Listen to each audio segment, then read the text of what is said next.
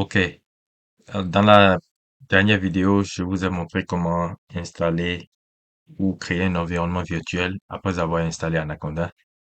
Maintenant, il est temps d'utiliser l'environnement virtuel qui a été créé. Et nous allons utiliser le projet XGBoost, c'est House Price POC. Euh, vous devez déjà avoir le contenu, vous devez déjà avoir accès au contenu. Si vous n'avez pas encore accès au contenu, faites-moi signe et je vais vous donner l'accès. Il y a déjà un environnement virtuel ici, mais je ne vais pas utiliser celui-là. Je vais utiliser l'environnement virtuel que j'ai créé sur Anaconda. Donc, la première des choses à faire, c'est de d'abord télécharger tout le dossier. Ce ne sera pas pratiquement le même nom, mais vous devez avoir le dossier complet et tout ce qui est à l'intérieur ici. Et c'est pas évident que vous ayez le fichier prédiction.csv.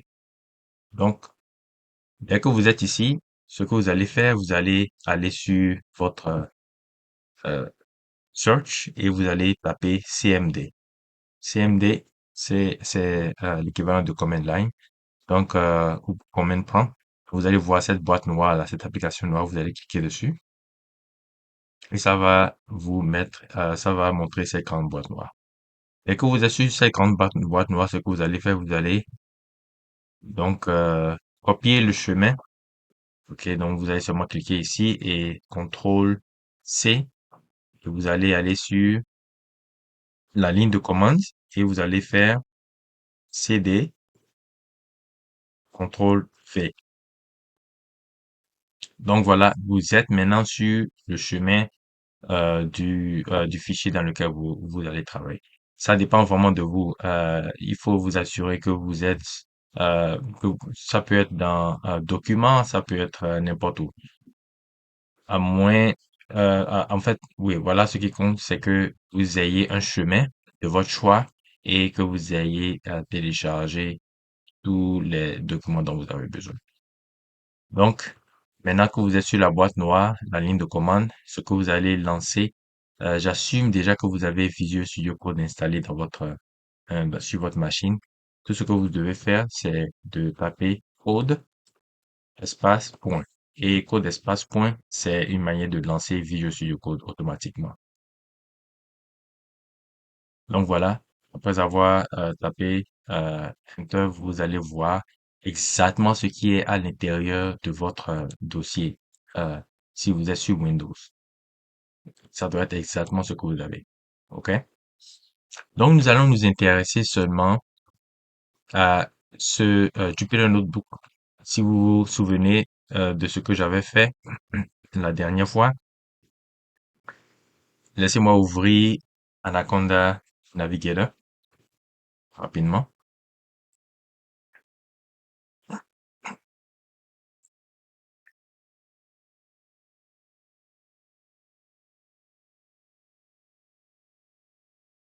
Maintenant que ça s'ouvre, vous voyez le signe de Jupyter Notebook. C'est un Jupyter Notebook et vous pouvez faire votre analyse déjà dessus. OK? Maintenant, allons pas à pas. Comme je vous l'avais dit plus tôt, vous devez d'abord installer toutes les librairies dont vous avez besoin. OK? Donc voilà le signe de Jupyter dont je parlais. Et nous avions aussi parlé des environnements. Et voilà l'environnement Panda Test que j'avais créé. OK? Donc, voyons ici ce qu'il y a. Vous ouvrez d'abord ce fichier-là parce que c'est ce fichier qui doit être utilisé pour votre travail. Et le fichier, généralement, se termine par l'extension IPYNB. OK? Maintenant, vous devez pouvoir sélectionner l'environnement virtuel avec lequel vous devez travailler. Ça, c'est la prochaine étape. Et si vous ne voyez rien encore, allez sur Pattern Environment, je l'ai déjà montré la dernière fois, et cherchez l'environnement que vous avez créé sur Anaconda. Donc, voilà l'environnement, Panda underscore test, vous cliquez dessus, et vous voyez maintenant que ça apparaît. Donc, vous êtes prêt à travailler.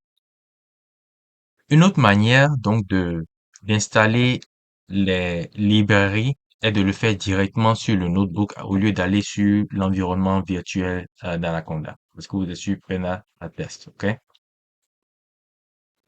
Donc, vous devez aller direct. Vous pouvez soit installer les librairies ici sur l'environnement virtuel, je l'ai déjà fait la dernière fois, ou bien vous pouvez le faire directement sur le notebook. Mais pour le faire directement sur le notebook, ce que vous devez faire, vous devez cliquer sur, il y a deux options de travail.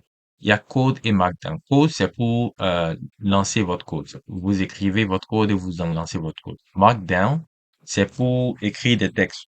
Par exemple, pour expliquer à ceux à qui vous allez partager le fichier plus tard doivent savoir ce que vous faites. Voilà. Donc, vous devez écrire de petites choses. Donc, je vais dire, par exemple, installer les librairies nécessaires. C'est une manière d'écrire des commentaires dans votre, dans votre, dans votre, dans votre fichier et d'expliquer ce que vous êtes en train de faire. Donc, voilà ce que Markdown euh, fait. Et vous pouvez écrire n'importe quel test. Maintenant que vous voulez installer les librairies nécessaires, voilà le code qui suit. Ce que vous allez faire, chaque fois que vous voulez installer des librairies, ok, vous allez utiliser le code pip install et le nom de la librairie. C'est comme ça que ça marche. Maintenant, si vous voulez utiliser euh, l'installation sur le notebook, ce que vous devez faire, comme généralement ça ne se fait pas sur le notebook et ça se fait sur la ligne de commande, vous devez mettre le point d'exclamation d'abord pour dire au Jupyter Notebook que vous voulez utiliser la commande, la ligne de commande pour pouvoir installer. Donc voilà. Parce que si vous le faites directement comme ça ne va rien donner. Ça va vous donner une erreur. Ça ne va pas comprendre ce que vous êtes en train de faire, ça va vous donner une erreur. Ça continue de tourner, je ne sais pas pourquoi ça continue de tourner, ben ça va sûrement vous donner une erreur.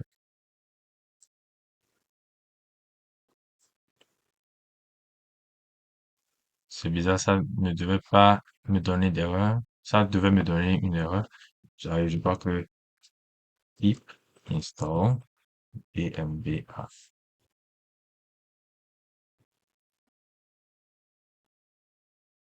Ok, c'est pratiquement installé et je ne sais pas pourquoi ça ne rejette pas. Mais généralement, c'est ce que vous devez faire. Vous devez mettre d'abord le point d'exclamation et pip install DMBA. Voilà le nom de la librairie. Maintenant, DMBA, c'est pratiquement pour machine learning. Si vous voulez évaluer votre modèle, c'est ce que vous allez utiliser la plupart du temps. OK?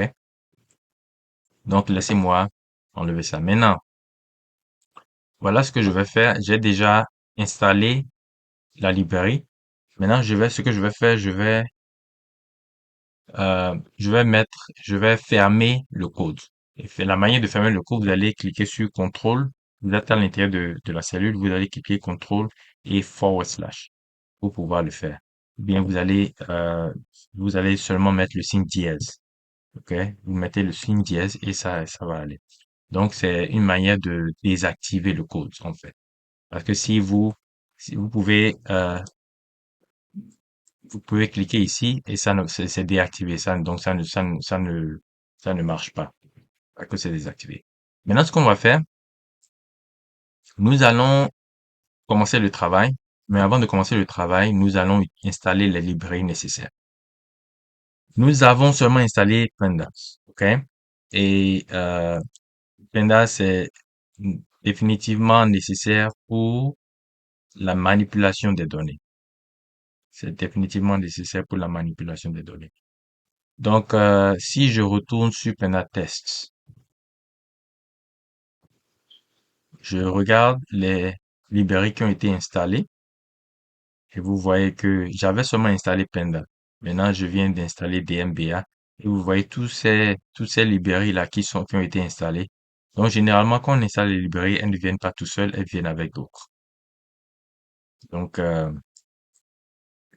vous voyez, il y a Matplotlib, il y a NumPy et il y a beaucoup d'autres choses. Maintenant, il y a laissez-moi lancer cette commande parce que je dois vous montrer quelque chose. Je suis sur l'environnement Penda Panda test. Et je viens de remarquer que quand j'ai lancé cette commande, XGBoost, le module XGBoost ne marche pas. Donc, no module name XGBoost. Donc, ça veut dire quoi? Ça veut dire que XGBoost n'a pas été installé sur, dans cet environnement virtuel. Donc, ce que je vais faire, je dois installer XGBoost. Soit je vais le faire ici, soit vais le faire en utilisant la ligne de commande. Mais laissez-moi voir si je peux le faire ici. Par exemple, si je dois installer l'environnement virtuel ici, je vais cliquer sur Penatest. Je vais cliquer sur Non Installed et je vais chercher XGBoost. XGBoost. OK. Donc voilà ce que je cherche. Je vais cliquer dessus.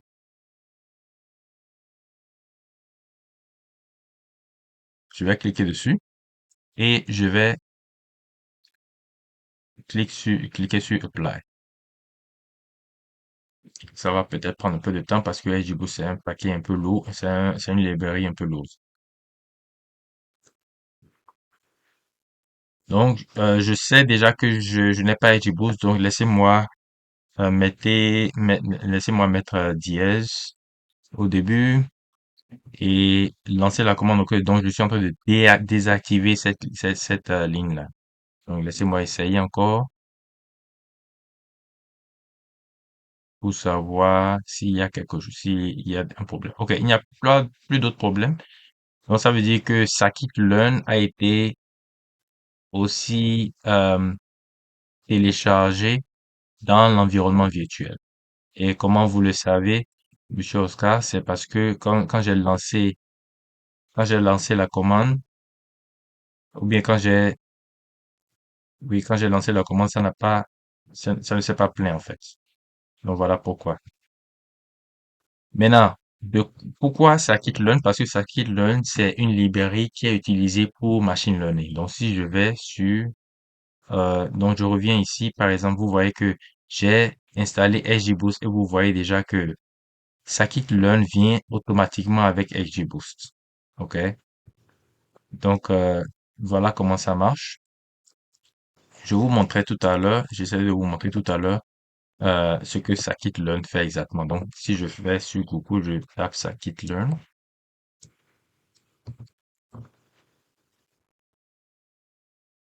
Donc, Scikit-learn, Machine Learning in Python, Scikit-learn, c'est une grande librairie que tous les data scientists utilisent pratiquement et créent des modèles en machine learning pour, euh, pour répondre aux solutions. OK? Pour avoir des solutions. Maintenant, il y a plusieurs choses que vous pouvez faire. Première des choses, classification. Je vais pas me concentrer aujourd'hui sur les différents genres de modèles, mais ce dont je vais me concentrer aujourd'hui, c'est pre-processing. Pre-processing, c'est, c'est la partie euh, où le data scientist doit s'assurer que la donnée est prête pour l'exécution de l'apprentissage du modèle. OK? Donc, pre-processing, c'est toujours un préalable avant l'entraînement, bien l'apprentissage du modèle.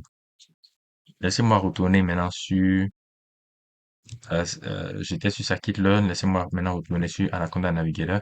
Ok, je crois que maintenant que c'est installé, si je vais sur Install, je dois voir maintenant XGBoost. Vous voyez, j'ai XGBoost qui est installé.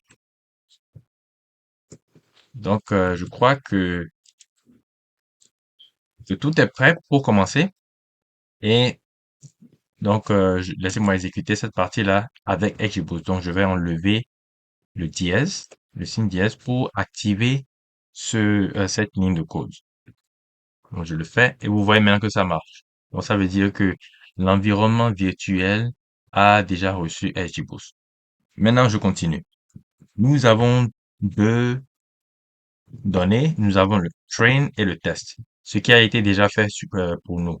Donc, le train, c'est la donnée que nous allons utiliser pour faire l'apprentissage du modèle. Et le test, c'est la donnée que nous allons utiliser pour évaluer le modèle. Et généralement, ce qui se passe, c'est que le train et le test sont combinés. Et c'est à nous en tant que data scientist, de séparer les deux. Généralement, on sépare, on utilise 70% de notre, ou bien 80% pour l'apprentissage et 20% pour euh, euh, la, la, euh, la validation et 20% pour le test. Donc, laissez-moi ouvrir un fichier Excel pour que je vous montre comment est-ce que ça se fait. Donc, il y a train et il y a test. Laissez-moi mettre test ici. Pratiquement, train pratiquement prend 80%. OK? Euh, disons 70%. Disons 70%. Et il y a aussi la partie validation. Cette partie est 20%. Et test, cette partie prend 10%. Et les trois font 100%. OK? Donc, il y a des gens qui font train and validation. OK? Voilà un moyen de le faire. Le deuxième moyen de le faire, c'est de faire train. OK? 80%. Et test, 20%. OK? 80%, 20%. Maintenant, dans train même, si ils utilisent cette méthode-là, il faut absolument, et c'est ce que je conseille le plus, il faut absolument utiliser ce qu'on appelle cross-validation. Et cross-validation, c'est une méthode où une partie du train est utilisée, une partie de la donnée du train est utilisée pour valider le modèle. Parce qu'il y aura plusieurs modèles qui seront construits pour éviter ce qu'on appelle overfitting. OK? Donc, je vais voir si je l'ai implémenté ici, mais ce que je vais faire pour le moment, c'est de vous aider à parcourir ce document, ce fichier. OK? Donc, la première partie à faire, c'est de lire ou bien euh, de pouvoir consommer les données. Et voilà ce que j'ai fait ici. Et vous devez vous assurer que le chemin est bien. Si vous avez des questions à ce sujet, n'hésitez pas de me poser des questions. La deuxième des choses à faire, c'est de combiner les deux, train and test. OK? Donc, ça veut dire que si je lance ces deux commandes-là, je vais, et je les mets ensemble, je vais devoir avoir train and test dans le même fichier. Mais ça dépend de vous si vous voulez le faire. Maintenant, ce que je fais ici, c'est que je vais vous parler, comme je vous ai promis de parler de pre-processing. Qu'est-ce qu'il en est en fait? Pre-processing, les tâches pre-processing. Voilà les tâches de pre-processing. La première tâche de pre-processing, c'est le nettoyage. Et le nettoyage, donc ça veut dire qu'il faut s'assurer qu'il n'y a pas de valeur manquante. On doit valeur remplacer les valeurs manquantes. C'est très important. Et la meilleure manière de remplacer ces valeurs manquantes-là, c'est d'utiliser la moyenne ou la médiane pour les données numériques. OK?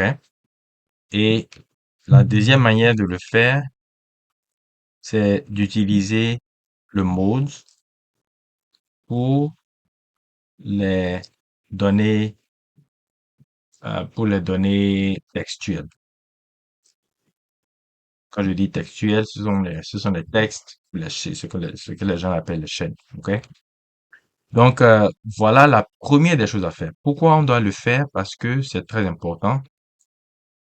Il faut qu'on s'assure que le modèle puisse capturer ce qu'on appelle, il y a des, comment dire, il y a des valeurs et il y a des tendances dans la donnée que le modèle doit pouvoir capturer. Et s'il y a beaucoup de valeurs manquantes, ça ne va pas aider le modèle à capturer ces tendances-là. OK? Donc, c'est très important. Et voilà un genre euh, de, de, de remplacement de valeurs manquantes. Par exemple, c'est quoi? Si je fais, par exemple, x, x.info, c'est une manière de voir quelles sont les valeurs manquantes. Vous voyez que ici, il y a 29, 19 dans la plupart des valeurs. OK? Et vous voyez ici que ça montre index 29, 19 entries. OK? Donc ça veut dire que ce sont le nombre de, comment dire, le nombre de lignes au total dans la donnée. 29, 19. Maintenant, si nous voyons d'autres colonnes. Voilà la liste des colonnes dans la donnée. Si nous voyons d'autres colonnes qui ne satisfont pas le nombre total de lignes, donc ça veut dire qu'il y a des valeurs manquantes. Par exemple, 29, 15 est en train de me dire cette colonne est en train de me dire qu'il y a quatre données, bien qu'il y a quatre lignes avec des valeurs manquantes. Et le type de donnée ici, c'est une donnée textuelle. C'est un texte, bien un objet. Et par exemple, ici, il y a il y a beaucoup de valeurs manquantes. Si vous faites la différence entre 29, 19 et 24, 33, vous voyez, donc c'est beaucoup. Donc, il faut gérer ces choses-là. Ça, voilà un autre problème ici. OK? Donc, ce sont des choses qu'il faut corriger. Absolument corriger. Mais ici, par exemple, ce que je suis en train de faire, je suis en train de remplacer les valeurs manquantes de sell price. OK? Je suis en train de remplacer la valeur manquante de sell price. Parce que sell price, comme je crois que nous sommes en train de faire une régression, nous allons devoir euh, vraiment nous assurer que les valeurs manquantes de la cible, de la colonne cible, ou bien de la colonne qu'on doit prédire, n'est pas de valeur manquante. Donc, il faut les remplacer nous la remplaçons avec la moyenne. Donc voilà, il y a des gens qui préfèrent utiliser la médiane et je comprends bien parce que utiliser la moyenne, et je ne suis pas en statistique, je ne veux pas utiliser beaucoup de thèmes statistiques pour le moment, mais la moyenne est très sensible aux valeurs qui sont trop grandes, alors que la médiane est résistante aux valeurs qui sont trop grandes ou trop petites, ce qu'on appelle les outliers. OK? Donc, il faut faire très attention sur la manière dont vous utilisez euh, les, les valeurs, le remplacement des valeurs manquantes. Donc voilà ce que je suis en train de faire ici. Fill NA, c'est la méthode qui est utilisée pour le faire. Et vous pouvez aussi utiliser median. Median, ok, ou bien mean, ça dépend de vous. Mais je vais laisser ça avec lui. Donc, je vais lancer cette commande. Je vais lancer cette commande aussi. Et je vais aussi, ok. Ici, ce que je suis en train de faire, il faut aussi s'assurer que voilà, vous faites une inspection de toutes les colonnes. Ici, par exemple, et c'est très, ça se passe la plupart du temps, vous pouvez avoir 1000 colonnes, 2000 colonnes dans votre donnée. Donc, ce que vous devez faire, vous devez demander à votre patron ou bien à vos collègues quelles sont les colonnes d'intérêt pour l'apprentissage du machine learning parce que vous ne pouvez pas tout utiliser. OK? Et vous pouvez nettoyer, c'est vrai que vous pouvez nettoyer toutes les colonnes en utilisant les loupes, mais il faut se concentrer sur ce que vous pouvez. Et la plupart du temps, il y a ce qu'on appelle sélection de variables les plus importantes. Sélection de variables les plus importantes. Nous allons pas discuter ça ici, mais ce dont je veux me concentrer, c'est la partie plus processing. Donc voilà. Et ce que Descartes fait, Descartes vous montre les distributions pour chaque colonne. Euh,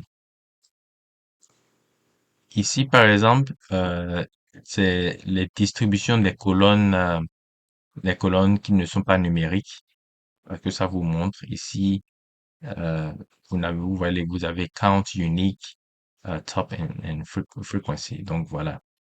Ici, ce que je suis en train de faire, c'est la corrélation, le genre de relation qu'il y a entre les, les variables numériques. Et ici, ce que je suis en train de faire, c'est regarder les distributions. OK? Et ça va beaucoup vous aider pour savoir comment vous devez remplacer les valeurs qui manquent. Je vais sauter ces étapes-là et venir ici. Par exemple, nous avons vu tout à l'heure que il y a des valeurs manquantes. Voilà une autre manière de voir la liste des valeurs manquantes. Par exemple, lot shape, line contour. C'est là où il y a 0, ça veut dire qu'il n'y a pas de valeur manquante. Mais là où il y a des nombres, ça veut dire qu'il y a des valeurs manquantes. OK? Donc, voilà comment ça se passe. Maintenant, pour pouvoir résoudre ce problème, ce que je suis en train de faire ici, et je vous montre rapidement, je suis en train de séparer pratiquement les, les colonnes numériques des colonnes qui ne sont pas numériques. Par exemple, les colonnes numériques ont euh, ont les signes, ont les types integer et float, décimaux et nombre. Donc, voilà ce que je suis en train de faire. Et je suis ici en train de séparer les valeurs ou bien les colonnes de catégorie, comme vous le voyez. OK? Exclude. Et ce que je suis en train de faire ici, je suis en train de changer ces colonnes-là je suis en train de changer la valeur de colonne là en valeur de ligne. Par exemple, je vous donne un exemple. Si j'ai une colonne où comment dire, j'ai la colonne grade, je sais que euh, Oscar a grade A, Tino a grade B, grade C et grade D. Lens, voilà des noms, hein. C'est une donnée. Et web, ok? Donc j'ai ces quatre lignes. Et ce que je veux faire, c'est de transformer cette ligne-là en colonne. Et c'est ce que je dois faire. Maintenant, ce code-là est en train de faire, c'est getDummy. getDummy va transformer, par exemple, cette ligne-là en colonne. Mais comment ça, vous allez me demander comment ça peut se faire? Oui, ça peut se faire.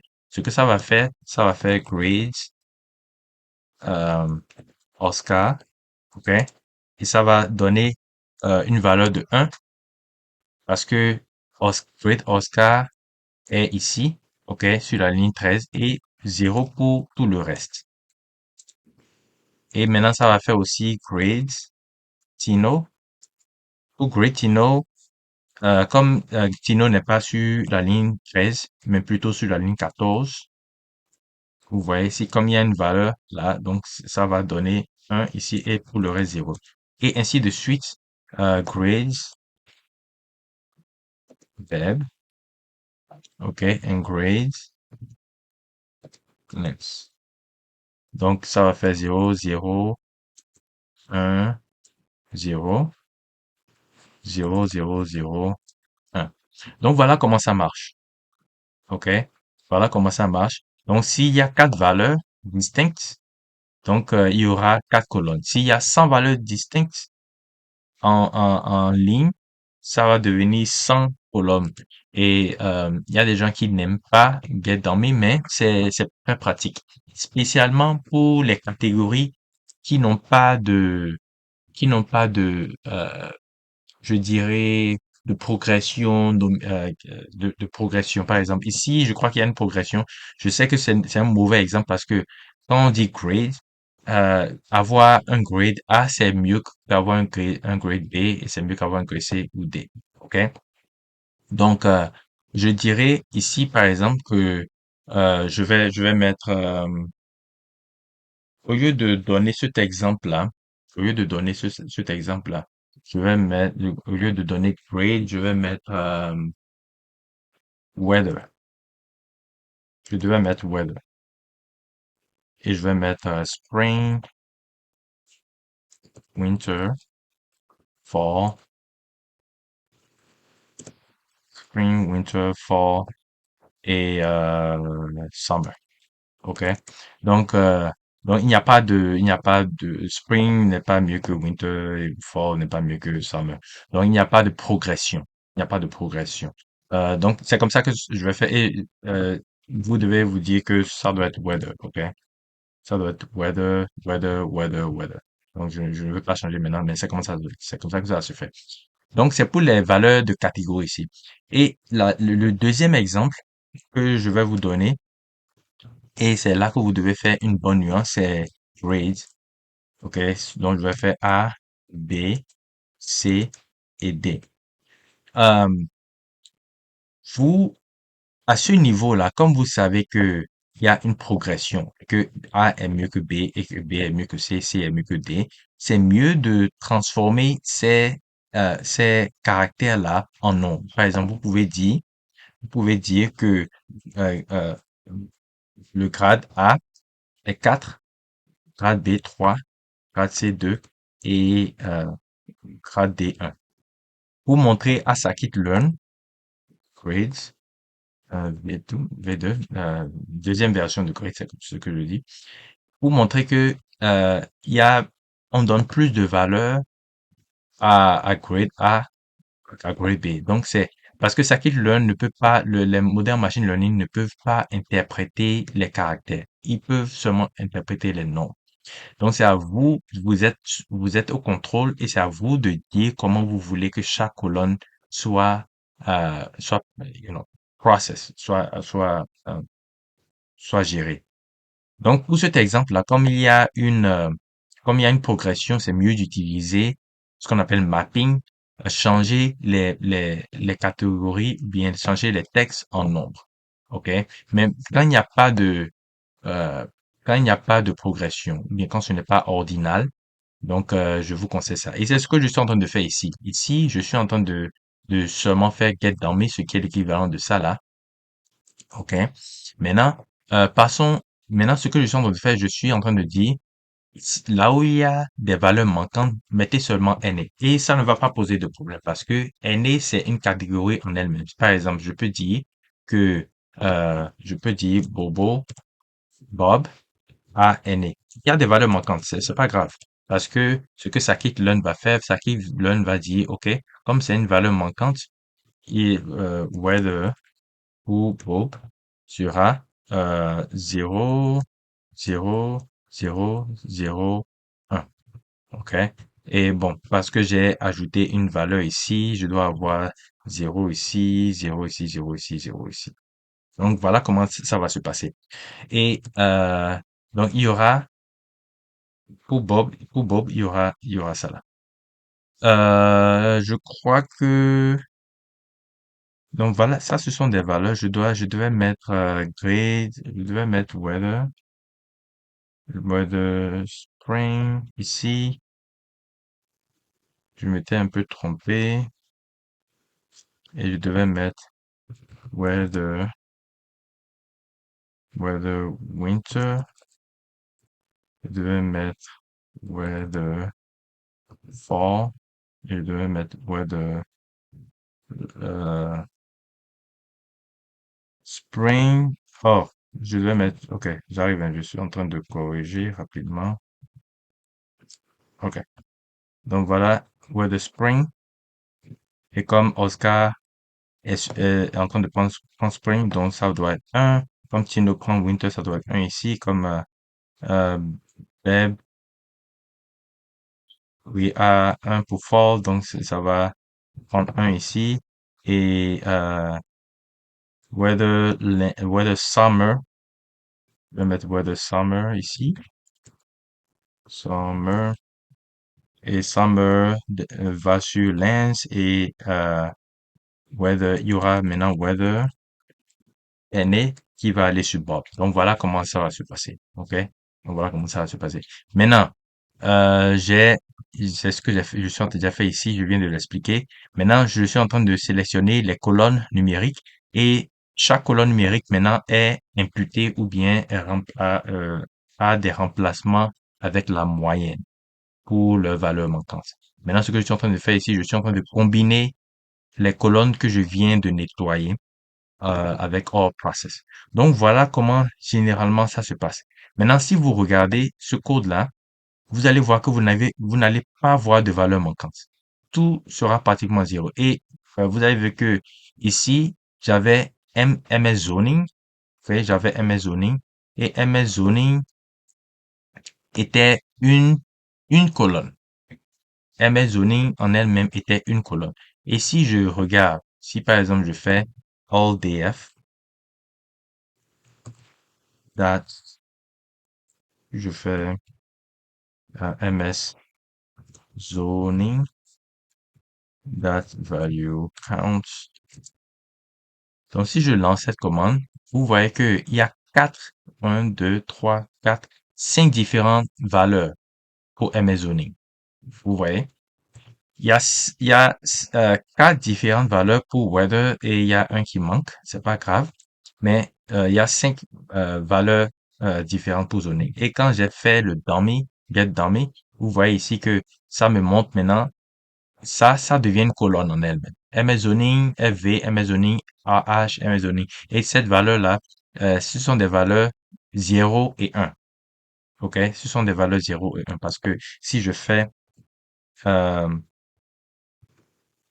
si je fais ça là, par exemple, MS zoning underscore FV, that value counts. Je ne sais pas si je l'ai fait normalement. Process, OK, c'est pas grave. Je n'ai pas encore. OK, maintenant. OK, vous voyez, ça, 0, 1. True, c'est pratiquement 1 et false, c'est pratiquement 0. Donc voilà comment ça se passe. Deux valeurs pour chaque sous, euh, euh, pour chaque colonne qui a été transformée. Donc voilà comment ça se passe. Et maintenant, ce que je suis en train de faire, je suis en train d'utiliser 80% et 20%. Euh, Parce que je partage la donnée en deux tranches, 80% et 20%. Donc, je crois que c'est terminé avec la partie pre-processing. J'espère que maintenant que vous êtes confortable avec la manière dont j'ai expliqué, je ne me suis pas concentré sur les graphes, mais je me suis concentré sur l'explication de la partie pre-processing. Euh, J'attendrai vos questions si vous en avez.